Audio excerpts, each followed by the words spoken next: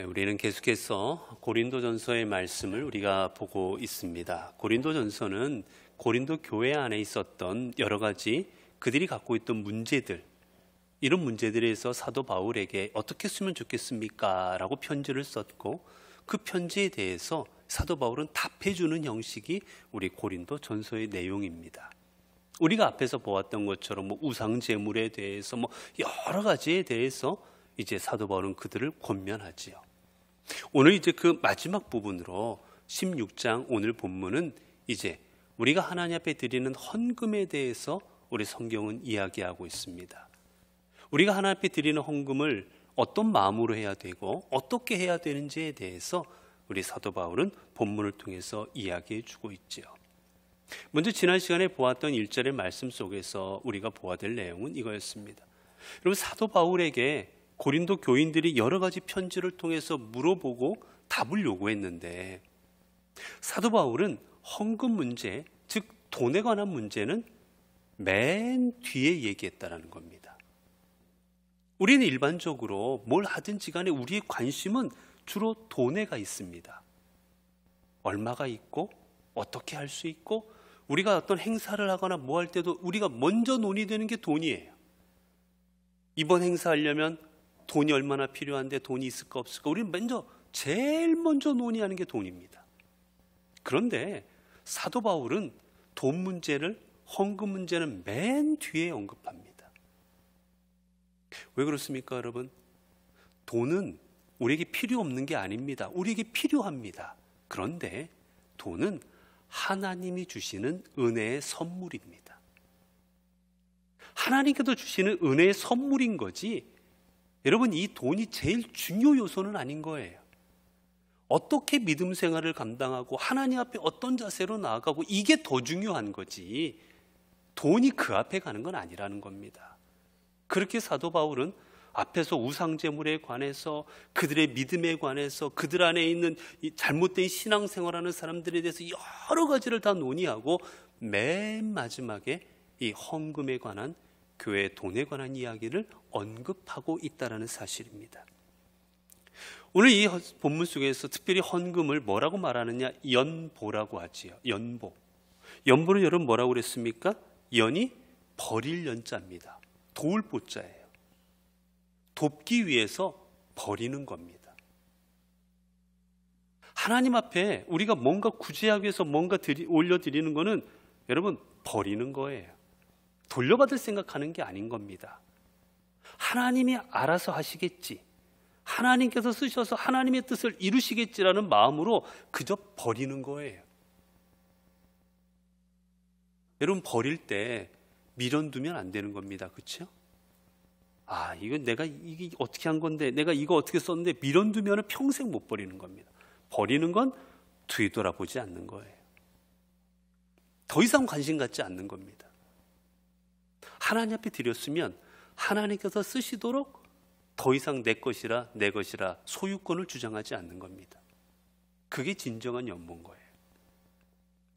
여러분, 그다음 이 연보, 헌금을 연보라고 칭하는 장면이 로마서 15장에 보면 또 나옵니다. 사도 바울은 이렇게 얘기해요. 그러나 이제는 내가 성도를 섬기는 일로 예루살렘에 가노니, 이는 마게도냐와 아가야 사람들이 예루살렘 성도 중 가난한 자들을 위하여 기쁘게 얼마를 연보하였음이라.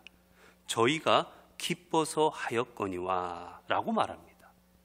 우리가 연보하는 자세가 기쁨으로 하라는 거예요.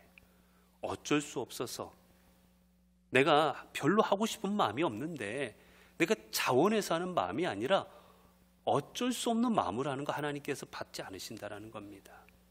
여러분, 하나님이 돈이 없으십니까? 여러분, 이 세상의 만물은 다 하나님 겁니다. 하나님은 돈이 필요한 분이 아니세요. 돈을 만드실 수도 있고 없앨 수도 있고 모든 걸 다 주관하시는 분입니다. 그런 하나님께서 돈을 요구하시겠습니까? 돈이 많다고 해서 기뻐하시겠습니까? 여러분, 돈이 100억 있는 사람 1,000원 갖다 준다고 해서 그 사람이 막 기뻐하시겠어요? 하나님께서는 기뻐하는 마음으로, 자발적인 마음으로 하나님 앞에 예물을 드리는 그 사람의 헌금을 기뻐 받아주시는 겁니다. 자, 그리고 헌금은 우리 하는 본문 우리 1절에 보게 되면 갈라디아 교인들에게 명한 것 같이 너희도 그렇게 하라라고 말합니다. 이건 뭐냐? 갈라디아 교인들도 사실 넉넉한 사람들이 아니었어요. 그들도 힘들게 생활하던 사람들이었습니다. 고린도후서 1장 8장 1, 2절을 보면 이렇게 되어 있어요. 형제들의 하나님께서 마게도냐 교회들에게 주신 은혜를 우리가 너희에게 알리노니 환난의 많은 시련 가운데서 그들의 넘치는 기쁨과 극심한 가난이 그들의 풍성한 연보를 넘치도록 하게 하였느니라. 여러분, 그들이 연보를 넘치도록 했어요. 예루살렘 교회를 위해서. 근데 어떻게 했는지 아십니까? 어떤 상황에서 했냐? 환난의 많은 시련 가운데 많은 환난이 있었어요. 시련이 있었습니다. 그럼 뭐라고 했습니까? 그들의 넘치는 기쁨과 극심한 가난이. 극심하게 가난했습니다. 그런데 그들은 기쁨으로 하나님 앞에 헌금한 거예요. 이처럼 하나님 앞에 기쁨이 있을 때 내 상황이 어려울지라도 내가 할 수 있는 범위 내에서 하나님 앞에 드릴 것, 그게 하나님 앞에 드리는 헌금의 가장 올바른 자세인 겁니다. 자, 그 다음에 이제 헌금하는 방법에 대해서 우리가 2절부터 사도 바울은 좀 더 구체적으로 이야기를 합니다. 2절입니다. 매주 첫날에 너희 각 사람이 수입에 따라 모아두어서 내가 갈 때 연보를 하지 않게 하라. 이 말씀을 표준 세번역, 조금 우리가 이해하기 쉽게 쓴 표준 세번역으로 읽어드릴게요. 매주 첫날에 여러분은 저마다 수입에 따라 얼마씩을 따로 저축해 두십시오.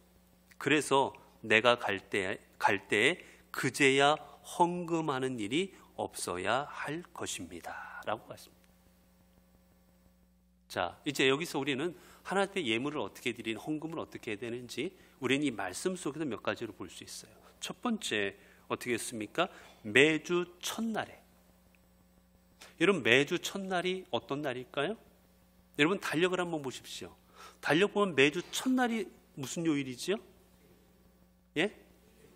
주일입니다. 요즘에는 이제 달력을 뭐 본인들의 취향에 따라 만들기도 해서 뭐 월요일부터 시작하는 달력도 있긴 하지만 전통적인 달력은 주1부터 시작합니다. 그렇게 매주 첫날이라는 것은 주일을 가리키는 거예요.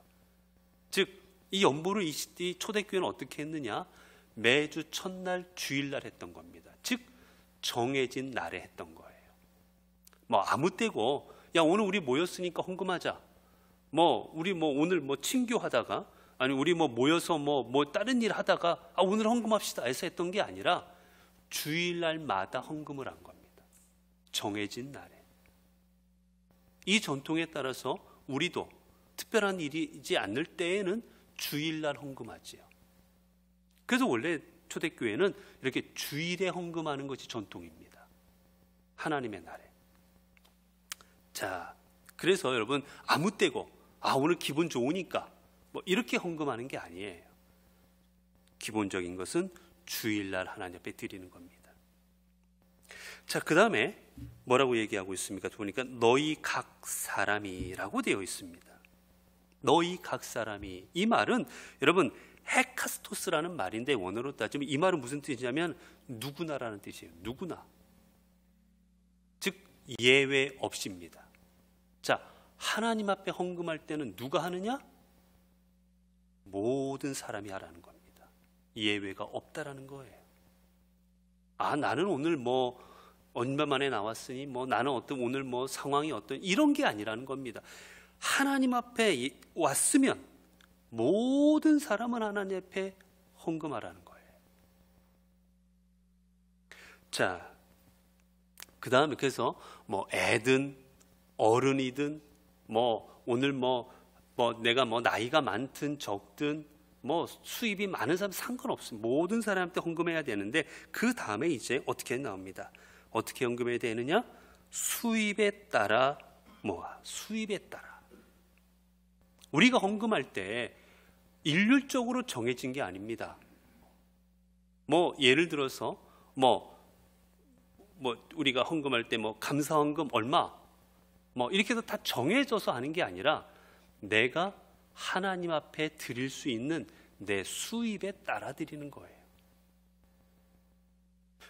여러분 아이들이 있습니다. 아이들이 용돈을 10,000원을 받아요. 예를 들어 일주일에 10,000원을 받습니다. 그럼 10,000원 받는 아이가 하나님 앞에 헌금할 수 있는 거는 정해졌잖아요. 20,000원, 30,000원 할 수 없지 않습니까? 하지만 벌이가 더 좋은 분들은 내 수입에 따라서 더 많이 헌금할 수도 있는 거예요. 그래서 수입에 따라서 헌금하라는 게 이 본문의 말씀입니다. 근데 여러분, 이 수입에 따라라는 이 말은 이 원어로 따지면 어떤 말이냐? 하나님이 인도하시는 대로라는 뜻이 담겨져 있습니다. 내 수입에 따라, 이 말은 하나님께서 인도하시는 대로 하라라는 겁니다. 다른 말하면 너희가 너희의 형편에 맞게 해라라는 뜻인 거예요. 근데 우리는 전통적으로 여러분 이 말씀을 우리는 잘 해석해야 됩니다. 우리의 형편에 맞게 해라라는 말을 우리는 제대로 해석하면 내가 수입이 있을 때는 더 헌금할 수도 있고 내가 수입이 없을 때는 덜 헌금할 수도 있습니다. 맞아요. 그렇게 하는 겁니다. 그런데 간혹 보면 간혹이라고 분명히 말씀을 드렸습니다. 간혹 보면 하나님 앞에 헌금하기를 기뻐하지 않는 분들이 헌금을 조금 드리면서 그것을 합리화시킬 때 이 본문을 갖다 씁니다. 하나님께서 형편에 맞게 하라고 하셨다.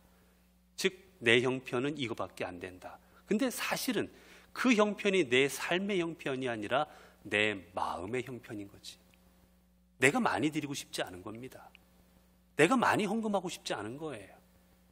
그러면서 이 본문을 갖다 쓰지요. 하나님께서는 형편에 맞게 해란다. 여러분, 형편에 맞는 건 내 수입에 맞게 하라는 겁니다. 그렇지 적게 하면서도 내 형편에 맞게 했으니까 적게 하는 게 맞겠지라고 합리화시키는 데 쓰라는 말은 아닌 거예요. 제가 아마도 제 기억에 제가 저희 교회 부임해서 헌금에 대해서 설교하는 게 아마 7년 만에 처음일 겁니다. 아마 제가 헌금에 대해서 저희 교회에서 제가 설교하지 않았습니다. 오늘 본문 속에서 제가 여러분에게 본문을 가지고 드리는 말씀인 거예요. 성경 공부 시간이기에 여러분에게 조금 더 말씀을 드리겠습니다. 그럼 형편에 맞게 드리는 게 어떻게 드리는 것이냐? 원칙적으로 보면 이스라엘 사람들이 하나님 앞에 헌금을 할 때 어떻게 했느냐, 여러분에게 참고하라고 드리는 말씀입니다. 헌금할 때 어떻게 했느냐? 이스라엘 민족은 하나님 앞에 11조를 늘 드렸습니다. 11조를. 그런데 그들이 하나님 앞에 드렸던 11조는 크게 한 3가지 정도로 나눠볼 수가 있는데 그걸 다 보면 좀 복잡하고 크게 보면 2가지입니다. 하나는 내가 내 소득의 11조를 들여서 어디다 쓰게 했느냐? 레위인들에게 줍니다. 11조를. 10의 1조를 레위인들에게 줍니다. 그러면 레위인들은 그 받은 10의 1조를 제사장에게 다시 줍니다. 즉 뭐냐? 처음에 드린 11조는 성전을 유지하는 데 사용하는 겁니다. 왜냐? 레위인들은 하나님께서 다른 직업을 갖지 못하게 하셨어요. 그들에게는 땅도 주지 않으십니다. 기본적인 것 외에는 주지 않으셨어요. 그렇기 때문에 생활하기 위해서는 수입이 필요했습니다. 일을 하지 않았기에, 성전 일만 했기에. 그래서 이스라엘 사람들이 10의 1조를 주면 그 10의 1조를 가지고 레위인들이 생활을 했고 그 10의 1조를 다시 제사장에게 주어서 제사장이 생활할 수 있도록 했습니다. 그래서 10의 1조는 성전을 유지하는 일에 사용이 됐어요. 그 성전 안에서 일하는 사람들을 보수를 주고 해야 되니까. 그리고 또 10의 1조를 드립니다. 그거는 뭐였느냐? 그 10의 1조를 통하여서 그들의 어려웠던 주변에 있는 사람들을 도울 수 있도록 그들이 함께 살아가고 있던 사람들에게 필요한 것을 사용할 수 있도록 10의 1조를 또 따로 하나님 앞에 드렸습니다. 쉽게 말하면 이스라엘 사람들은 전통적으로 보면 10의 2조를 하나님 앞에 헌금으로 했습니다. 자신이 번 소득의 10의 2조, 10분의 2를 헌금을 합니다. 교회에서도 보면, 교회에서 헌금 생활 하시는 분들을 보면 대부분 10의 2조가 넘어갑니다. 왜냐? 11조도 내야 되죠. 감사헌금도 하지요. 절기헌금도 하시지요. 주일헌금도 하시지요. 선교헌금 하시지요. 성장헌금 하시죠. 그러면 전통적으로 교회에서 헌금 생활을 제대로 하시는 분들은 보면 10의 2조가 넘어갑니다. 성경에 이스라엘 사람들이 그들이 하나님께 드렸던 그 헌금을 여러분에게 참고로 말씀을 드린 겁니다. 자, 그래서 우리가 여러분 하나님 앞에 헌금할 때는 내가 하나님 앞에 기쁜 마음을 가지고, 그리고 내가 하나님 앞에 내가 지금 내 삶의 형편에서 내가 수입이 이 정도 되니 이 정도 하나님 앞에 드려야 되겠다라는 마음으로 감당을 해야지, 내가 지금 써야 될 것도 많은데 내가 해야 될 것도 많으니까 내가 요만큼만 드려야 되겠다라고 해서 내가 내 마음의 형편에 따라 드리면 그거는 아니라는 겁니다. 헌금의 정신으로는. 그리고 보면 또 성경에 뭐라고 되어 있습니까? 마지막에 보니까 뭐라고 되어 있어요? 모아 두어서라고 되어 있습니다. 수입에 따라 모아 두어서. 여러분, 헌금은 내가 그저 와가지고 주일날 와서 허겁지겁 내 주머니에서 지갑 꺼내가지고 얼마 드리는 게 아니에요. 헌금은 일주일 동안 모아 두었다가 하는 겁니다.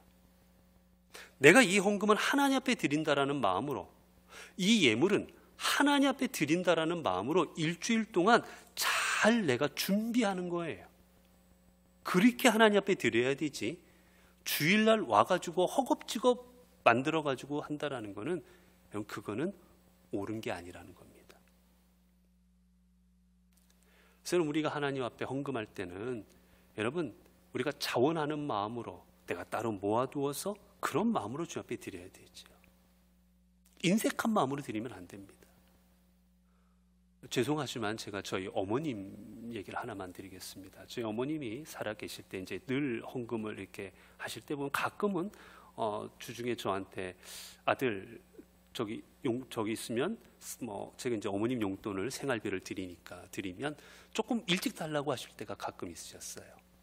그래서 왜요 어머님? 그러면 헌금 내야 되니까 헌금이 좀 모자란 것 같다 달라고 하세요. 그래서 드려보면 그런 거예요.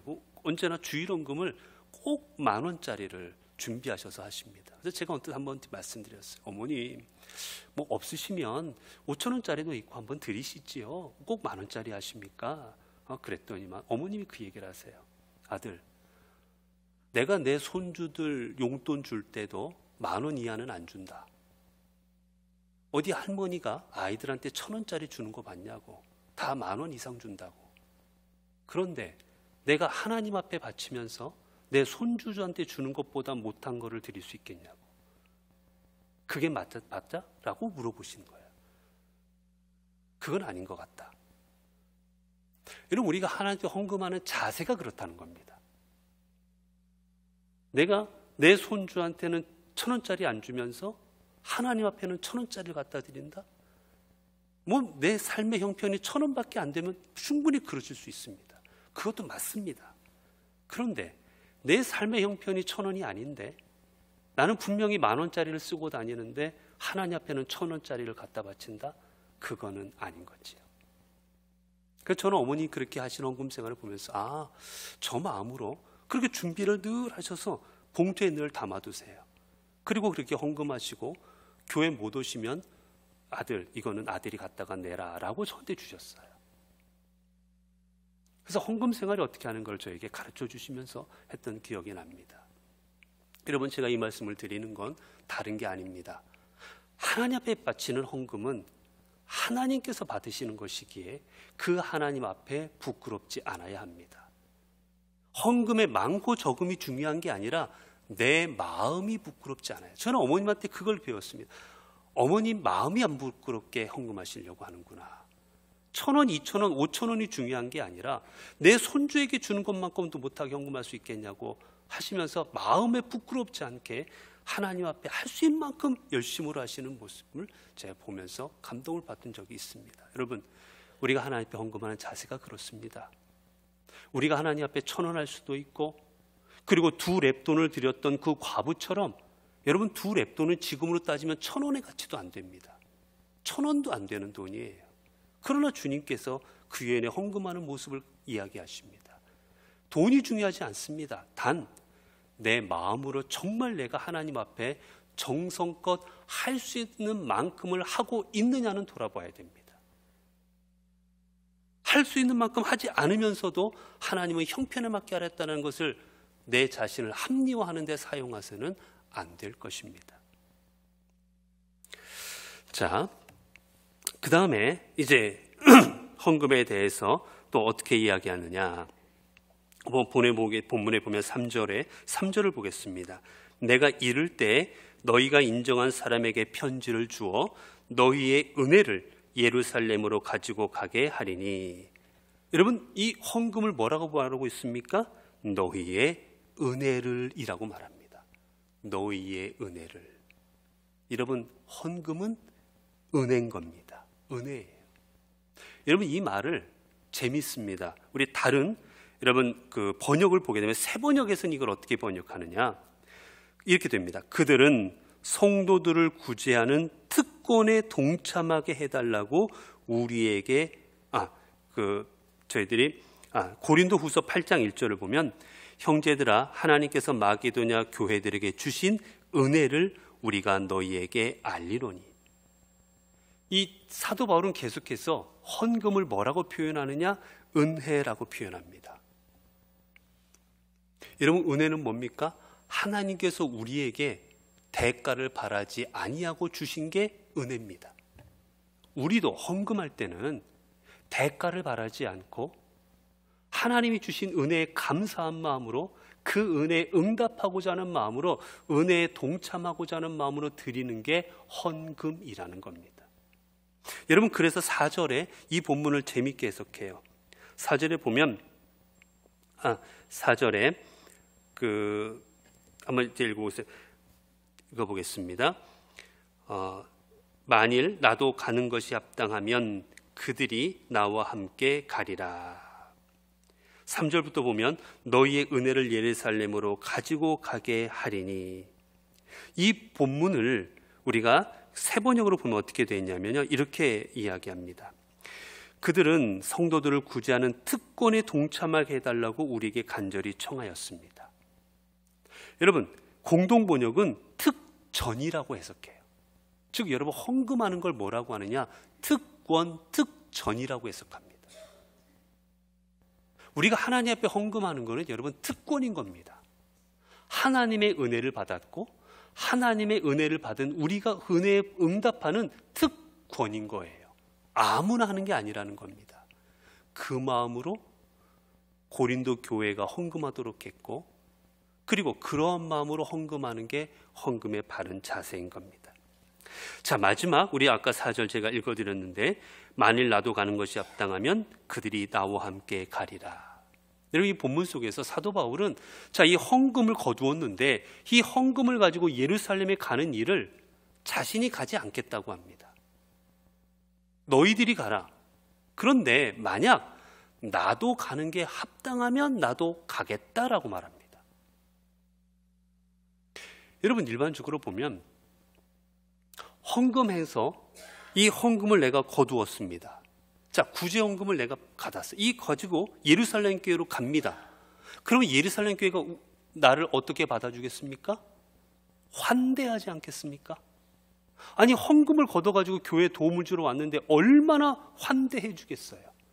사도 바울을 향하여 고맙다고, 그 사도 바울 같은 위대한 사도가 있어서 우리가 살았다고 얼마나 사도 바울을 높여주었겠습니까? 근데 사도 바울은 말합니다. 가지 않겠노라.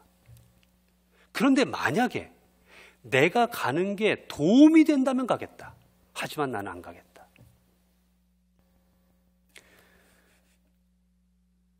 많은 분들이 본인의 이름을 드러낼 수 있는 곳에 가기를 원합니다. 많은 분들이 내가 가서 환대받을 수 있는 곳에 가기를 원합니다. 교회에서도 교회를 건축하거나 아니면 어느 교회를 돕거나 여러분 그런 데 참여하는 거 아주 그런 데 가자고 그러면 많은 분들이 동참을 합니다. 왜요? 가면 환대받거든요. 가면 사람들 앞에 박수 받을 수 있거든요. 가면 사람들 앞에 높임 받을 수 있거든요. 그런 자리는 간다고 그러면 많이 가려고 합니다. 그러나 힘든 자리는 가려고 하지 않지요. 그러나 사도 바울은 말합니다. 나는 그렇게 환대받는 자리, 칭송받는 자리 가지 않겠노라.